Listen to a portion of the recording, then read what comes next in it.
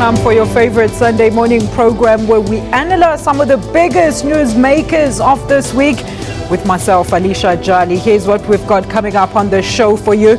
We start by looking at the embattled passenger rail agency of South Africa, PRASA, and also delve into Sassa's ongoing social grant crisis. We interrogate the multi-million rand heist that unfolded at OR Tambo International Airport, and finally ask if government should heed the call to legalize the zamas. But first, as always, it's 9 o'clock Central African time. Time to have a look at the news making headlines across the country. Disaster management teams are providing assistance to victims of 3 separate shack fires in the Cape Town area. 9 people died, including 2 sets of families, and scores have been left homeless. The Western Cape Social Development Department says counselling services will be provided to hundreds of people that have been left homeless, and the causes of the fires are currently being investigated. The 1-month-old baby kidnapped in Durban, baby Siwapiwe Mbambo, has been found alive. KwaZulu-Natal police spokesperson Lieutenant Colonel Thulani Zwane says 3 suspects have been arrested. He said the baby was found shortly after midnight when a suspicious vehicle was searched at the Marion Hill Toll Plaza on the N3. And in your sports news, the Blitzbokke have made a solid start in the Canada Sevens out in Vancouver with 2 wins and a draw. South Africa went into the tournament as favourites, having won 4 of the first 5 World Rugby Sevens leg this season. South Africa will face Canada in the quarterfinals later today.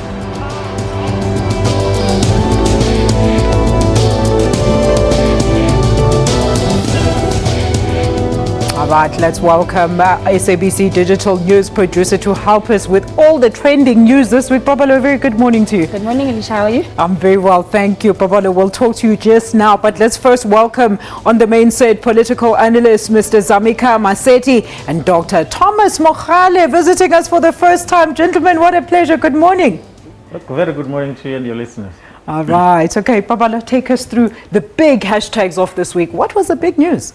Okay, Alicia, so we're starting with International Women's Day, which was celebrated on the 8th of March. Yes. And then as you can see here on this graph, it talks about how many people were actually interacting about this topic. And it peaked at around 5 o'clock in the afternoon, right there. And then it made its drop at around 9 o'clock in the evening. And then we have countries such as Fiji, Australia, Trinidad and Tobago interacting with the topic a lot. And people on social media are talking about how women are integrated into the changing world of work. That was actually the central theme of the United Nations this year. Let's listen to the tweets. What were they saying? A lot of people on social media saying that women need to be integrated more into the entrepreneurial system. They are just as important, and they are fostering gender equality within the workplace. That was a central theme behind this year's Women's Day celebration. All right. And then here we just very interestingly, we have this graphic that says globally, women only make 77 cents for every dollar earned by men. That is shocking. So it's an interesting statistic. Very interesting. I want to hear what the gentlemen have to say. Doctor, let's start with you. What do you think about this? I mean, is International Women's Day recognized properly, particularly in our country? I have to say, my impression of it was that it wasn't as well publicized as it should have. A lot of people didn't even know about it. Yes, and I happened to have been here in Gauteng in the morning of the day, and then in the Northern Cape in the afternoon, and virtually at all the turns that I made, the only hearing I heard was basically via the radio, the media, and references in television, but not a great deal in terms of the vibe and the buzz around it. So I wish there could be a lot more done. Absolutely. To highlight it, especially prior to the actual day itself. Absolutely. I mean, we do celebrate Women's Day here in South Africa, but it's later on in the year. Why can't we just, go with the world on International Women's Day, Mr. Zamika? And sadly, in South Africa, we had a hostage drama in Soweto. The lady was killed. So it's a very sad state of affairs, especially in Africa. So we need to really pay more attention Conscientize our society, definitely, especially into those our affairs. folks about the importance of these days.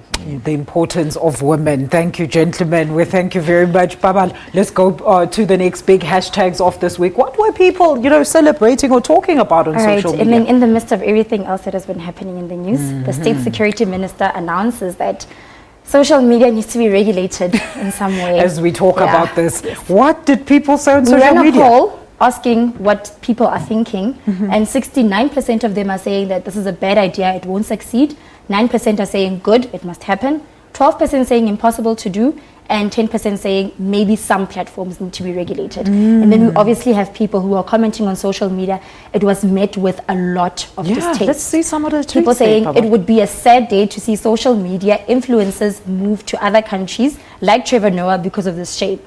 So, sections like this that we're doing on Media Monitor today will need some sort of media regulation, and My goodness. creates a bit of a buzz and a bit of a stir. We like the people's opinion. Let's hear what Alex Koza says. He says, hashtag hands off social media. Social media is part of my freedom of speech. Exactly. So hands off ANC, and I say no to censorship. Gentlemen, what do you make of this? Well, that's dictatorship of the elite. We shouldn't allow such tendencies. I've got a friend of mine in Cuba.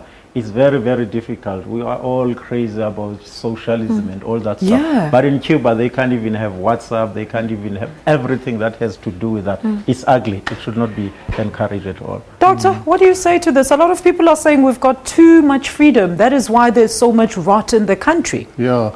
Well, as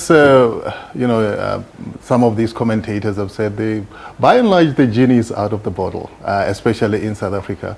There might be some very good reasons why some regulations should be there, but I think the air of freedom of expression in South Africa is so widespread that it is going to be very, very difficult. And as you can see from the responses from the participants, there's a great deal of opposition to the idea.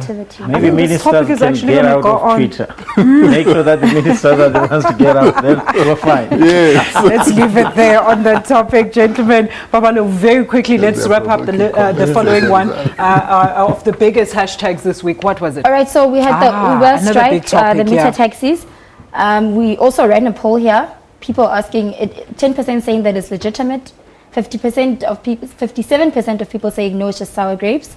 People are saying, in as much as they striking against Uber drivers, it was not necessary for them to be blocking roads. And Let's read some of the really tweets, don't care. Babalo, very quickly. And then a lot of people on social media saying there are no routes. Like I said, people were upset with the fact that traffic was at a standstill. And then it was obviously also met with a lot of distaste. People are saying that meter taxis are very expensive as opposed to the Uber services. There's Nicholas there saying we can't, all right, Chris Scott saying Uber cannot create its own government, but taxi drivers create their own lanes. Very true, gentlemen. A very quick one, just a very quick one. The most important thing that our guys must understand is that we are in this global world. They must learn to compete. They need to give us those services that we get from Uber. It doesn't help to block our national roads and freeways. It's competition. We are in trade liberalization. That's the sad part of it.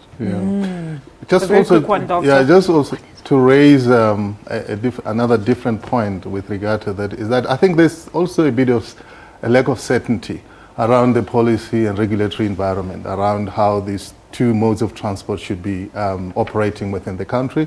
And the sooner that clarity, that certainty is created about, how they're regulated, the better.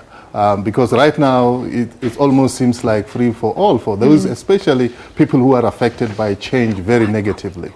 Yes, definitely, I agree. All right, thank you so much, Babalo. That's where we're going to leave it on the big hashtags of this week. Unfortunately, we are out of time.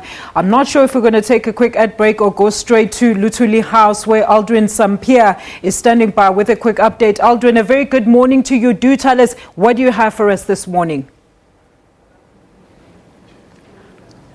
Well, good morning, Alicia. This morning we expect the chairpersons of the ANC subcommittee to be launching the ANC's discussion documents here at Lutulia House. It's something that a lot of people have been anticipating ahead of the ANC's policy conference that will be taking place towards the end of June into July as well. And a great emphasis is on one of the documents, the organizational renewal document, that speaks about the state of the party. Remember back at the NGC, the National General Council, where President Jacob Zuma was speaking, one of the issues that he raised was the numbers of the party in terms of membership have dwindled. Remember back in 2013, the number was just at about 1.2 million. That number dwindled to just below 700. And the issue that he raised there was an issue around concerns around gatekeeping, what is called gatekeeping. So there are some proposals now in this document that will speak to a gatekeeping. How does the party deal with gatekeeping? How does the party deal with factionalism? And one of those proposals is a proposal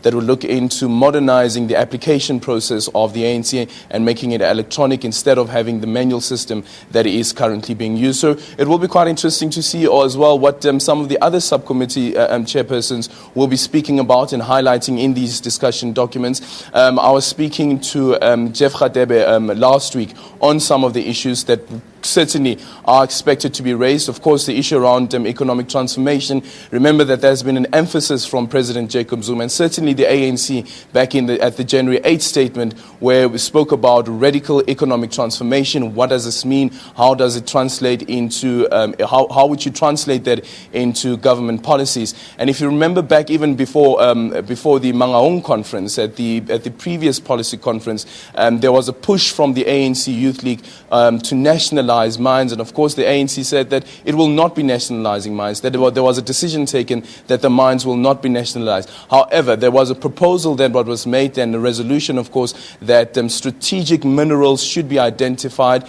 I'm not too sure whether those strategic minerals have been identified. We'll probably get some clarity from the subcommittee here on economic transformation, whether those strategic minerals have been identified and what's the process now in getting government involved in the mining sector. And of course the issue around banking as well. Remember that there has been a push for government to have its own state-run bank.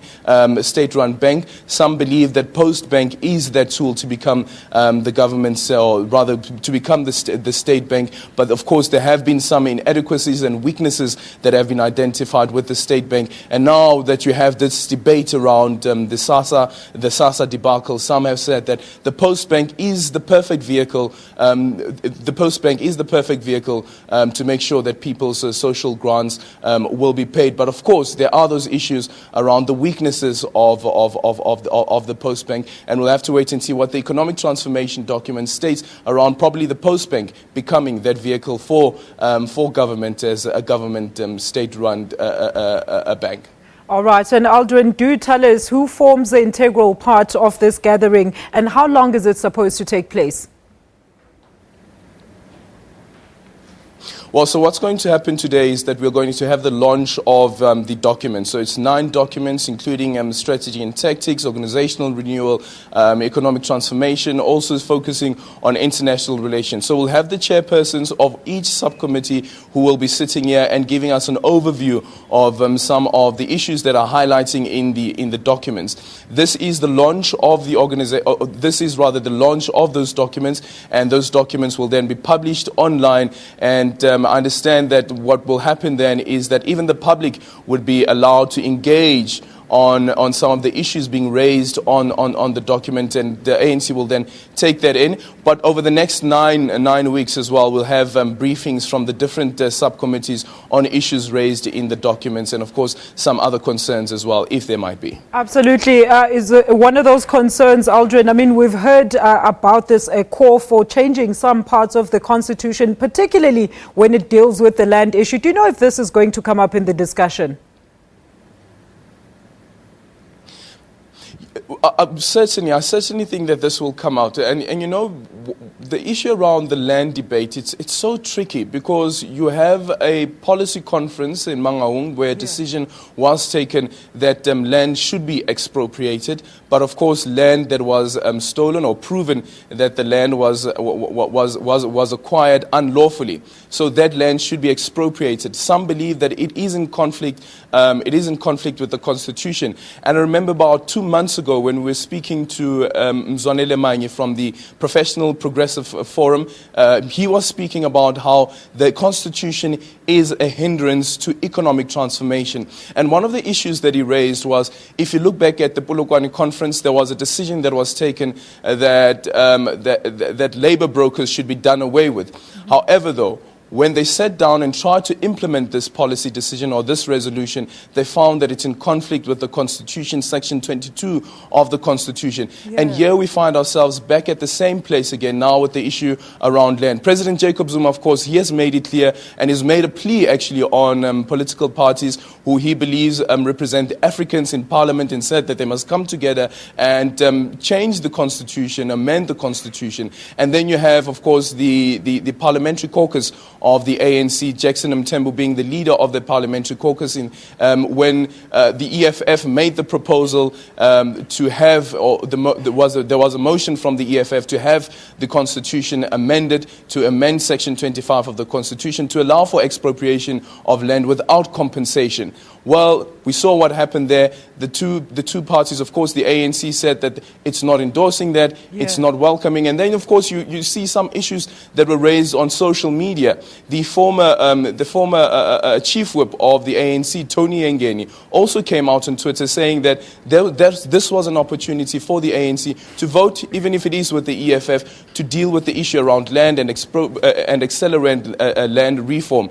And that was a missed opportunity. And in some of those series of tweets, Tony Ngeni did indicate that he will raise this issue at the policy conference in June. Aldrin, thank you so much for that update. We will get in touch with you at our first bulletin around 10 and 11 o'clock. That is on AM News. But gentlemen, just a very quick one there. Isn't this a very important conference, particularly when they talk about changing policies, when there's been such a wide call for policy changes within the ruling party, Doctor?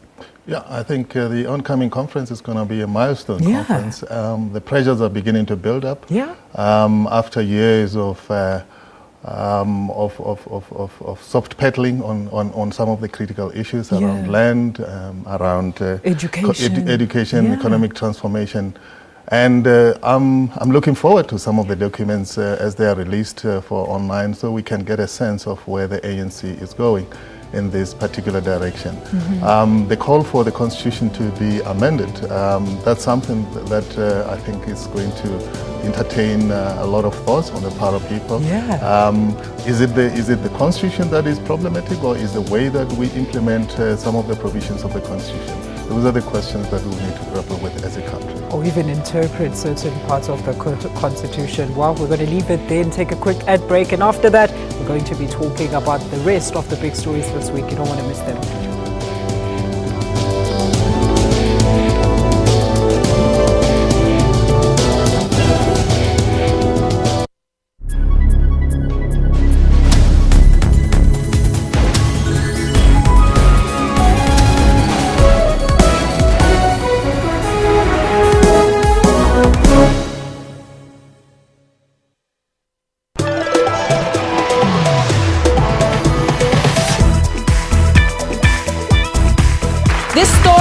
About what happens when we put our differences aside and we come together as a human race.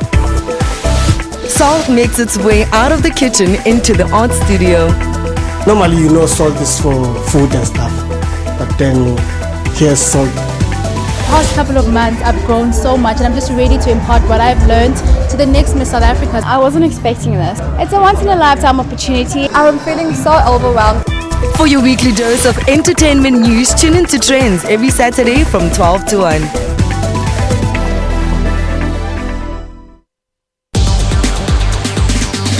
On Network, we tell you about Africa's social media and technology landscape. 21st century economies rely on technology to truly thrive. We have quite a comprehensive portfolio of interventions in the tech entrepreneurship space. And Africans are using tech and social media to solve the continent's unique challenges. App Nigeria is an online marketplace. Radio Vibe is a social media platform for radio music. That's Network with me, Spumelele Zondi, every Sunday at 7:30 p.m. Central African Time.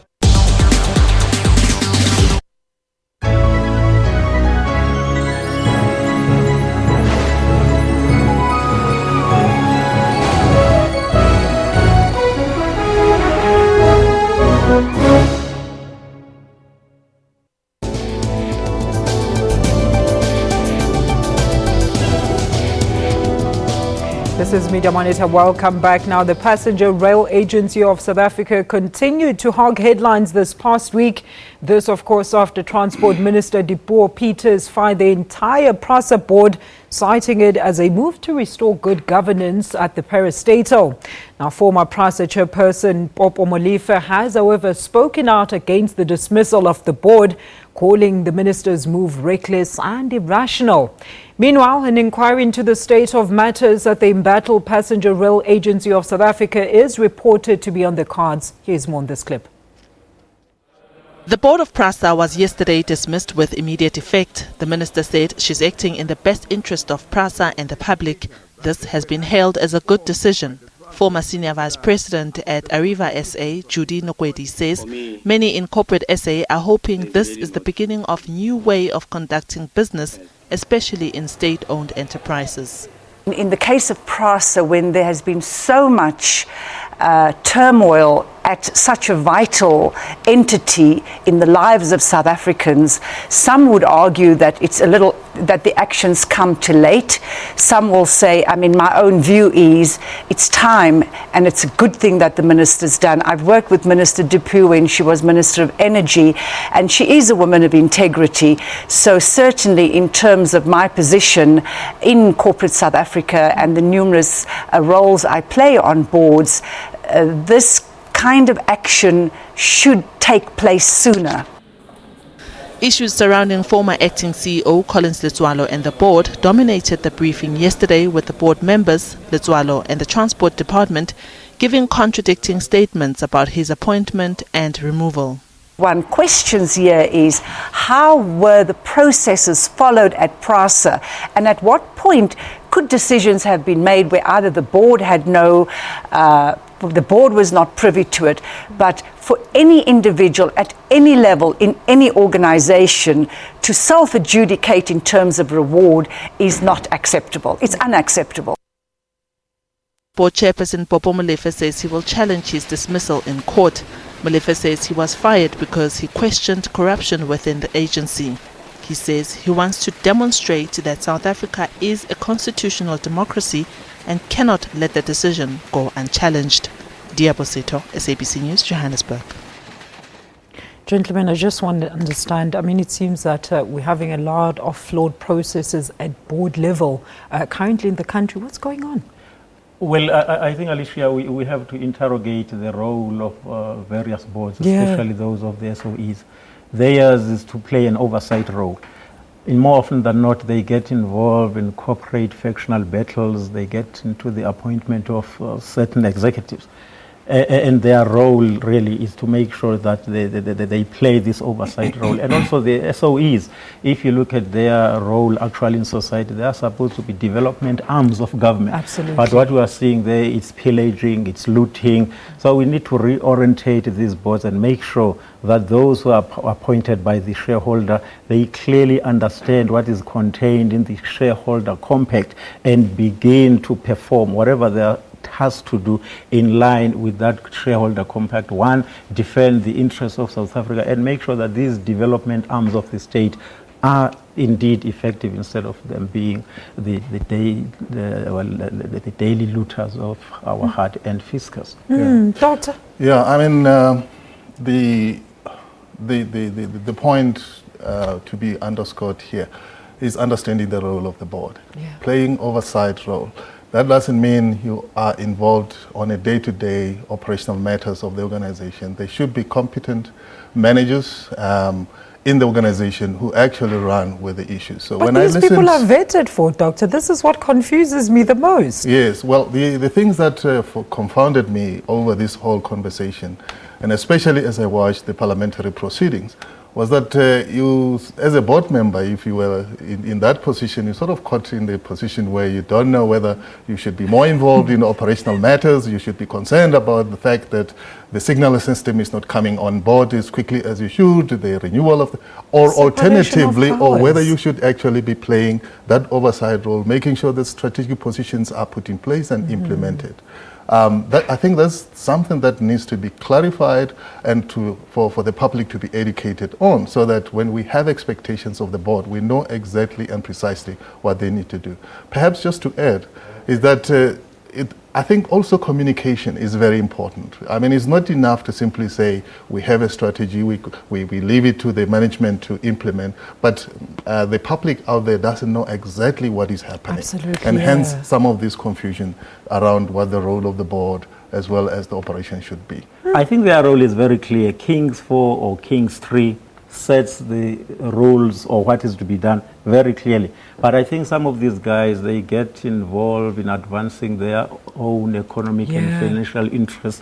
They are interested in the tenders, which way they are going. So Kings 4 or 3 is very, very clear. And these board members, in my view, they get orientated. Once you get appointed, week 1, you take them through King corporate rules and whatever has to do with that entity. And also, I think I've been part of these processes in terms of corporate training and management, and they need to make sure that they understand. But the challenge here is that their corporate and their economic and financial interests are paramount. That's why we have this crisis.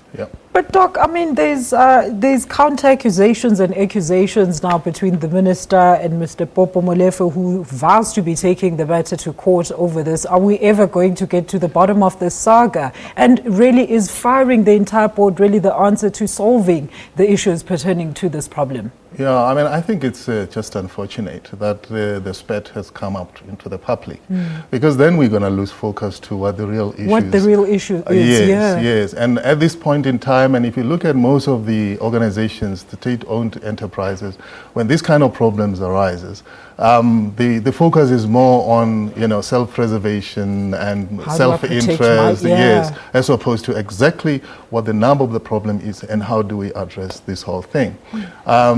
Firing the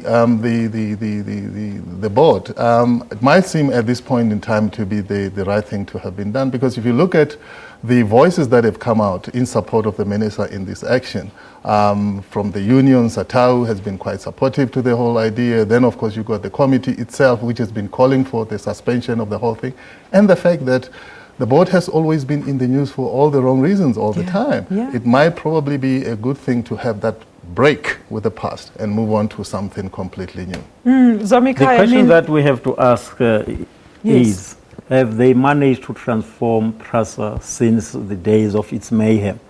And I'm struggling to get that answer, because I was about to ask. I mean, since the scandals of Lucky Montana, we need to make an assessment. These guys were tasked, and most of these things, they happened under their noses. They were there. And really, I think I agree. But if you listen to their presentation in Parliament, they were attacking the shareholder, and I was surprised.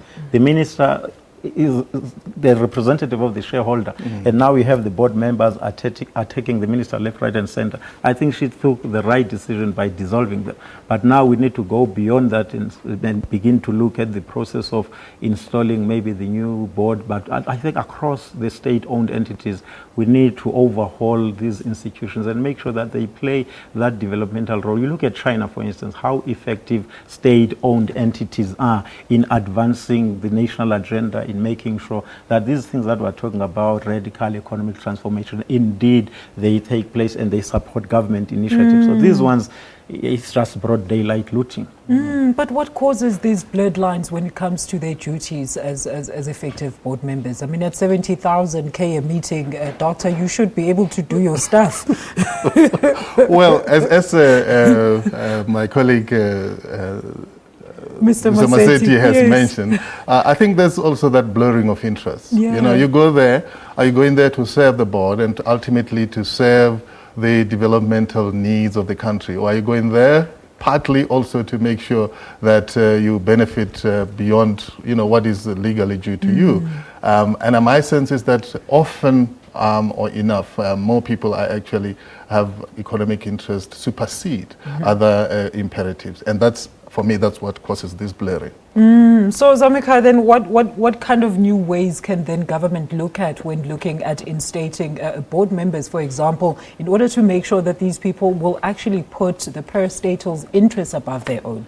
Well, I think the most important thing that they have to do is to make sure that whoever gets elected into a particular board is properly qualified.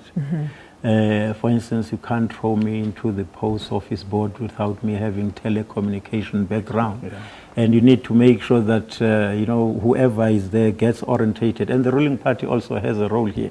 because they get vetted elsewhere politically, and they need to make sure that whoever is deployed carries this developmental mandate, carries this national mandate to ensure that these development arms of government, they support government. You know, we look at our economy, for instance, it's battling, and yet these state-owned entities are milking the already dry state. So, Doc, do you think ultimately an inquiry that is apparently looming is really necessary at this stage? I mean, they've dissolved the board.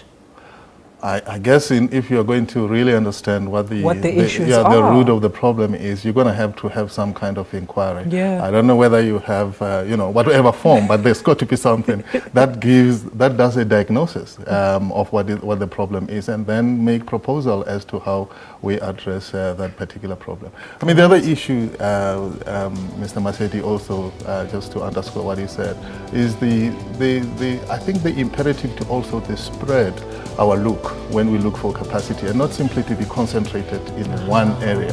And there are people out there who may not necessarily be aligned to political parties, but who have got track record of operating in this thing, and who have got experience to bear onto it. Yes, yeah. Well, we understand they have to have an understanding of what the strategic goals of the country and the government is, what the national plan enjoins us to do. They have to have that understanding, but it also helps to spread, in terms of looking for that capacity. Well, let's hope these are some of the issues that are going to come up at the current conference taking place at Lutuli House. Well, we're going to take a quick ad break, and when Media Monitor returns. Now, given the time frame that we have to the end of the month, I am absolutely certain that the court is going to pull out all stops and deal with this matter with a level of urgency that it requires. Let us allow the institution that has been put in place to deal with this matter to deal with it. But at the same time, let us allow the department, the ministry to deal with this matter. It is a matter of enormous proportions. Many of our people are concerned, but the matter is being dealt with, and I'm absolutely certain a solution is going to be found.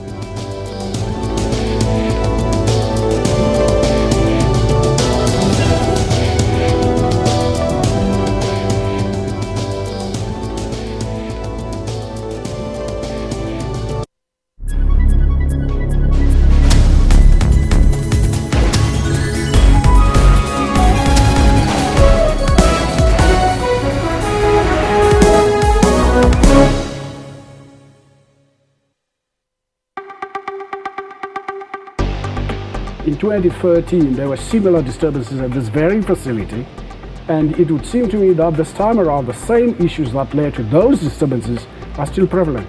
This time around, funny enough, the 26, 27, 28 gangs ganged together and attacked officials, which is for us something that is very abnormal, and it has never happened.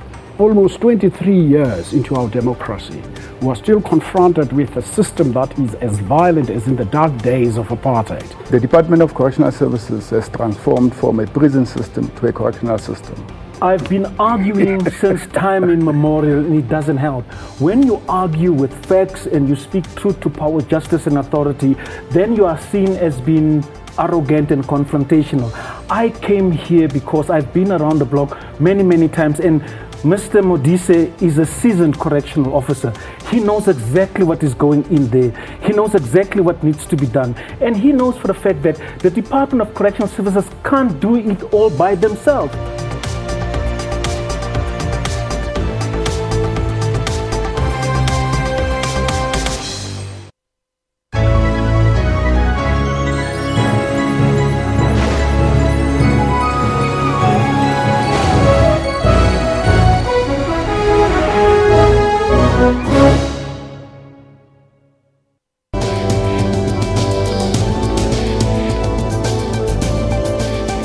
Back with more Media Monitor now. Problems at the South African Social Security Agency, Sassa, continue as now lobby group Black Sash has reinstated the application to the Constitutional Court over the social grant payment contract. The Constitutional Court has requested answers from Social Development Minister Bathabile Dlamini on the social grant crisis by Monday. Now, in 2014, the Constitutional Court declared the current contract between Sassa and CPS as invalid and unconstitutional, leaving uncertainty around whether the 17 million beneficiaries will receive their grants come the 1st of April. Our SABC News presenter Elvis Preslin managed to interview Sassa National spokesperson on the crisis. Here's more on this insert. We advertised the tender, and unfortunately we got 3 companies which responded, and the response was very weak in terms of what they provided to us, and I think it took us back, and I think what we have been doing was to go and report progress to the Concord. And I think we were let down by the market, because we would not find ourselves within this particular quagmire had we got bidders which were responsive to our bid. Now, the Constitutional Court now wants an update on the social grant distribution contract with CPS, and they're also asking the question, what will happen on the 1st of April? Are you in a position to deliver on that request from the Constitutional Court? We will, definitely. And I think there's nothing untoward what the Concord is requesting. We went to the Concord, we submitted the supplementary report, and all what the Concord is saying is that yes, we have a report in front of us, but these are the issues which we just want clarity on. And we think there's nothing to write home about. We will comply with it. We have been given until Monday to respond. And I think as an organization directed by the Minister of Social Development, Minister Bathabile Dlamini, will comply and respond to those particular questions. Now, you heard the black sash a little bit earlier. Can you confirm that Sassa will not oppose the black sash prayer for oversight of the contract between CPS and Sassa? We're not going to oppose to what the Black Sash is saying, because in any case, they are raising genuine issues. They are raising issues of protection of personal data. They are raising the issues of stoppage to the illegal deductions and so on. And I don't think as an organization we differ with Black Sash. In actual fact, we agree with what the Black Sash is saying. That's why as an organization we're not going to oppose the application by the Black Sash. Now, we're now very close to we're approaching in 2 weeks, 2.5 weeks time. Will be on the 1st of April. How will the social grants be paid if there's not a deal on the table as yet? Elvis, you know, I think the two of us know that if there are negotiations, it's like when you are having a partner. You negotiate with your partner in good faith. And you don't want to say to your partner, I'm negotiating with you. In case you don't want to be my partner, I've got other 5 partners lined up, you know. You negotiate with your partner, I like you, and this is what I want us to commit to ourselves. And you don't go to your partner and say, if you don't agree with me, you must know that I've got 4 partners lined up. So we are confident as an organization that come the 1st of April, all 17 million beneficiaries of social grant will get their pay. Gentlemen, what do you make of that interview? I mean, he says that the Concord's questions are nothing to write home about. The minister, on the other hand, is saying that this is a media-created scandal. Doctor? Yeah, well, I guess if you are hard caught between the rock and the hard place, you have to wiggle your way out of the whole situation. You know, my sense is that there are a lot of many crosswinds and cross positions that are presented here that often even presents the spokespersons in very difficult situations. You have different messages, voices that come from all kinds of places, and it's very hard to reconcile all of this in a one unified form, because there's actually no single voice from that organization and Sassa as well in terms of how they are going to be addressing the deal. Yeah, that's Alicia, true. I think we have a problem of accountability here. Last week we were here, this program had to be cut short. Yes, we listened to the minister, and she said absolutely nothing. You saw a minister who was refusing to account publicly about how they will distribute these social grants. And again, if you look at the Sassa debacle, it says a lot about her political oversight. We are just talking about these entities, SOEs. This is a very critical arm of government which has a responsibility to ensure that the majority of those who are vulnerable are taken care of, but we are not sure how they are going to make sure that these payments are effective. Yeah, I mean, I mean, also just the process of how this matter, the interaction between the department and the agency with the Constitutional Court has been. Yeah. The documents are submitted and then they're withdrawn. I mean, that must tell you that there is something here that is very problematic and people don't actually find each other on how to move forward. And it will be interesting to see how they respond to the Constitutional Court tomorrow, because those pointed questions should be responded to. Now I hear that PRASA is saying the tender went out, they selected, and we are interested. It might go back to CPS, trust me. That's my gut reaction. That's very interesting. You know, the accountability issue was also brought up in Parliament when the Deputy President was actually answering oral questions, because a lot of MPs felt that the ministers were not being held to account for this. I mean, and that this scandal shouldn't have come this far. I mean, what needs to be done? How can this be resolved then, Doctor? Well, I mean, the other problem with the entity that we are dealing with also has been it's characterized by short-termism in terms of the senior managers. And therefore, it's very hard to claw back that accountability. I mean, if you look at the current head of Sassa, he's just barely been in that position since October, November, if I'm not mistaken. Yes. And the question has to be asked. Who makes follow-ups? Is he appraised with what has been happening previously and how to go forward? Is it properly done? And of course, during this whole saga, we have seen him, not being available to Parliament to account because he's sick. And then, of course, the minister herself missed the session where she was supposed to make a presentation. And even on the day when she was presenting to the portfolio committee, she wanted to leave that meeting earlier than was expected. So the emphasis on accountability cannot be played down. And perhaps we will see this coming week how things unfold, as most of these critical questions are going to be asked. Absolutely. Alicia, the Constitutional Court on Nkandla was very clear on these accountability issues.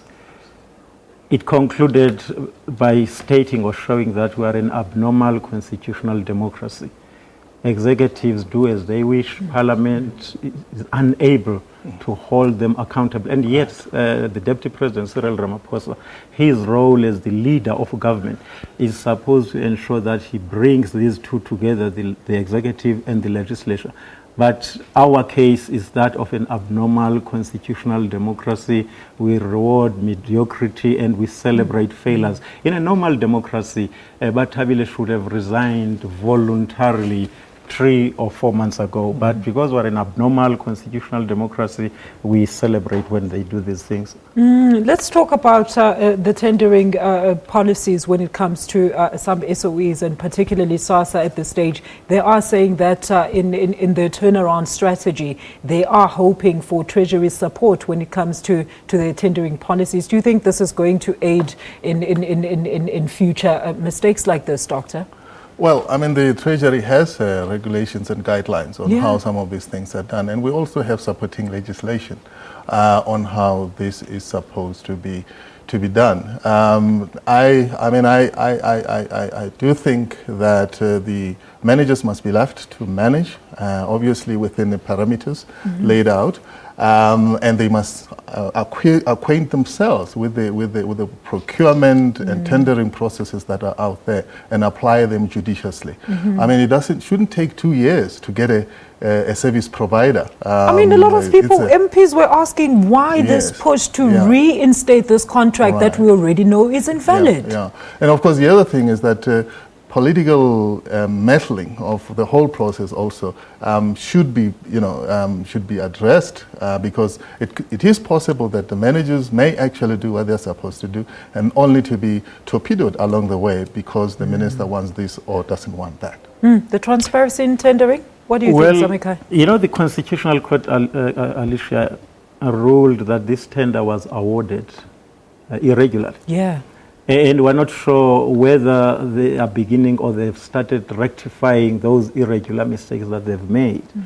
They are telling us about this tender that it went out, and we're not sure yet whether in re-advertising this tender they are responding to those issues which were raised by the Constitutional Court in 2014. So there's a lot of secrecy here and lack of accountability. So let's see how they respond on Monday. I'm very, very interested in their response tomorrow.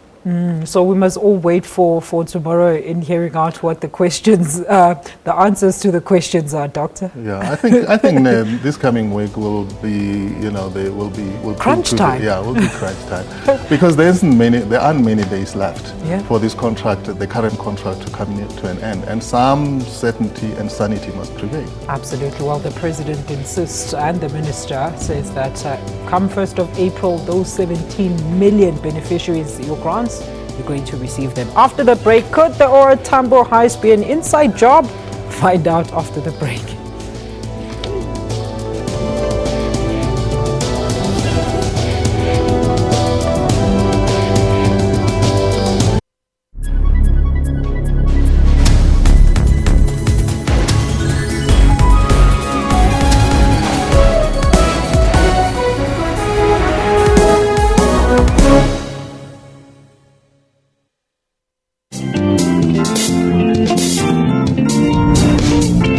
I came there and then wanted to sing with them, and then they said, no, you are too young to sing with us. Then I got angry that day. That's when the Dr. Malinga was born.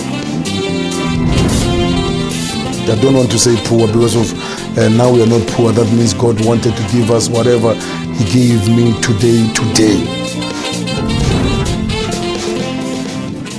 Till I was featured by DJ Choice on the song called Casanova. Signed with Kalawa Jasmine via Orlando. Many songs. Then Dr. Malinga this, Dr. Malinga that. Then I was in. For more inspiring stories, stay tuned to Bupilong every Friday.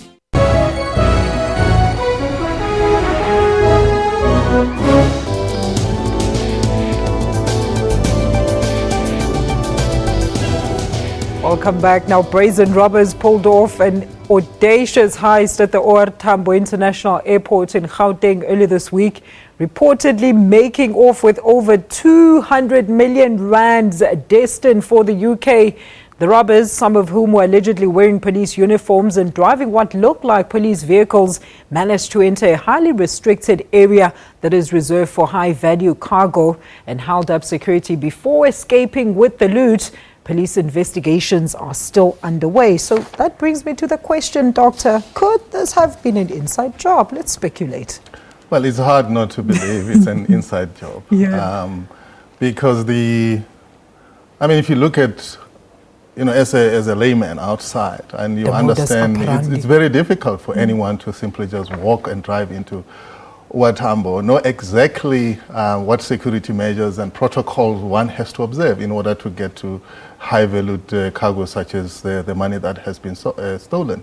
Either someone has actually disclosed to friends or to a syndicate how the process works, or alternatively they've provided them with the intelligence of how the whole thing works. And we could even have some people inside the police actually operating with them. You know what I found interesting at the press conference? AXA was very defensive about, how airport security is actually managed. They were even saying that, yes, we do provide some security, but, the onus also falls on the person that owned the cargo. So now it's a blame game. But what is our border? What does this say about our point of entry, like one of the biggest national key points, and that is the airport? Alicia, if you want to understand how entrenched the underworld is in our country, you must read the book by Angelica, the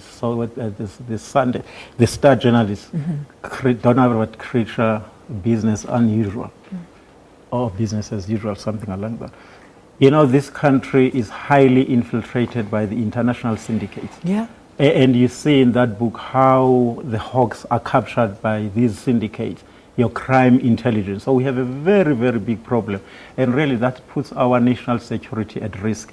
You really cannot, have a situation where criminals just walk into a national key point. Imagine. They can stage a coup if they want, but that book, it revealed to me how dangerous we are in South Africa. We have no security, I must confess.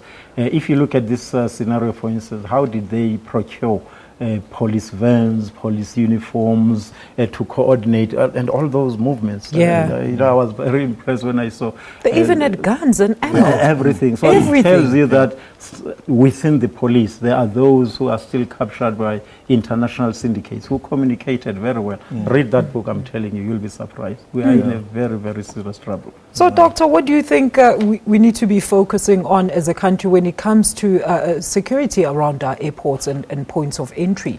Well, I think the whole security around the airport needs to be reviewed quite significantly. And if you listen to the conversation, the various players that are involved in security within the airport, and you're bound to have areas where gaps exist. I mean, we're talking about the South African Police Services, and then we have the airport security company that's hired by AXA to operate within there. And then, of course, you have the owner of the cargo. Somewhere, somehow around this, opportunities for this kind of heist actually existed, and people identified the gap and they followed through on that gap, and that's what has happened here. And I think, and I'm sure the affected parties are doing a lot of introspection about the current system arrangement. This, there was also another defense mechanism. The police were very not forthcoming about such previous heists that have taken place in the airport, leaving the questions to AXA, who also did not want to say much when it came to the number of heists that have happened at the airport and what exactly was stolen and what have they done to rectify the situation when it comes to security. So we're left with no answers at the end of the day. Well, of course, the security of our airports really leaves much to be desired. For instance, when you get through those gates, they search you unnecessarily. You have to take your cap off, and yet they can't deal with those issues which affect our national security. Again, it says a lot about how they are captured by the likes of Rodaven Creature and many others who are operating in Kempton Park. And this is their haven, Kempton Park, Bedford View, R21 towards Pretoria. Read that book, it's fascinating. And just lastly, I think there's also some very serious questions to be asked about our intelligence gathering within some of these national key points. What are our intelligence agencies doing? What are they actually uncovering? Why are this happening so frequently? If you're talking about last year, having had 6 of these things happened, and they still happened this year, where are people? Are they sleeping in the job or what? Yeah, well, here's another pressing issue. In the wake of the 14 bodies that were discovered around abandoned mines in Benoni, calls are now growing for government to legalize illegal mining by people commonly known as zamas. Now, Oxfam South Africa said deaths as a result of illegal mining could be prevented if illegal mining was decriminalized. It also indicated that informal mining, which is said to be worth billions of rands, needs to be properly regulated and licensed, adding that small-scale miners must be acknowledged in microeconomic development, in household income, job creation, and securing livelihoods for the majority of the poor and unemployed. So, gentlemen, what do you think? Should we legalize illegal mining? No, we shouldn't. These are illegal immigrants, unfortunately, engaged in illegal activities. If maybe there are some mineral residuals in some of those mines, maybe as part of this nationalization debate, the state can take over those mines, and really, if there is something in terms of these residuals, we then begin to process them. But we cannot legalize something which is illegal in its very nature. So I really don't support, this is Zama, that's my nickname, Zama. I feel offended when they use the name, but really the point is we can't legalize illegal activities in this country. We'll be creating havoc. Doc, what do you think? Yeah, I think also, no, I'm not supportive to the idea of legalizing these illegal activity. But however, what we also need to be asking question is, what did the original owners of these mines do when they left the place? There's, part of the license to operate mines also bring with it process to rehabilitation the mine once the iron ore or the gold ore has been mined out, and make sure that there is proper security that is provided around that. And someone has to be responsible for making sure that that is actually maintained and is checked on a regular basis. Yeah, you know, Doctor, I've been asking that question for the past 3 years now, and we've heard people from government saying, yes, we are looking into, when we look into the whole issue around mines and the issuing of licenses, that the owners should actually take full responsibility when they actually vacate the mines. I mean, the issue of that 5-year-old boy who's now fallen into the disused mine, they can't even go inside there and rescue him because of the unstable ground. I mean, it brings out a whole bunch of other matters into this. It's not just the illegal miners, Mr. Maseti. Yes, I think our local governments here, they have to be very, very active. You can't allow communities to settle in these dolomite centers. I'm not sure at local government whether there are bylaws, but you really need to make sure that you discourage communities from settling in such dangerous dolomite areas across Gauteng and other mining towns. But I think we have to tighten local bylaws and make sure that we find alternative human settlements for these communities. That one of a 5-year-old boy is a very, very sad situation. And as a parent, I think I feel the pain. It's tragic. Doctor, what do you think about that? Yeah, no, I mean, it is a tragic event. And I'm not even sure today whether the body has been recovered. No. And you can just imagine how many of those kids are going to be falling into those kind of situations. Let's talk about this then. If they talk about this regulating of this market, I mean, this is already a black market. Where would they even start to try and regulate this, this illegal mining type of trade? Doc? That's a very difficult one to say where to they start. But what we do notice, however, is that without any form of control, the state is still involved anyway. When miners are trapped underground, it is again called, the state is called upon to make sure that and rescue those people at great cost.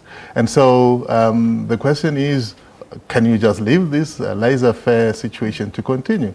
And my sense is that, you know, first secure the places, the mines as far as possible, and make sure that municipalities or the provincial or whoever is responsible actually has a regular, you know, look at what's happening in these areas. And of course, like it's been said, make sure that there are no settlements on some of these areas, even if it's not dolomitic. But what this shows is that it poses all serious problems which the state ultimately is going to be responsible and called upon. So we should formalize some of these. I think the most important point that we have to deal with here, Alicia, is the market for these illegal mining activities. Absolutely, yeah. Our business intelligence, together with the national intelligence, they need to crack and begin to dig deeper.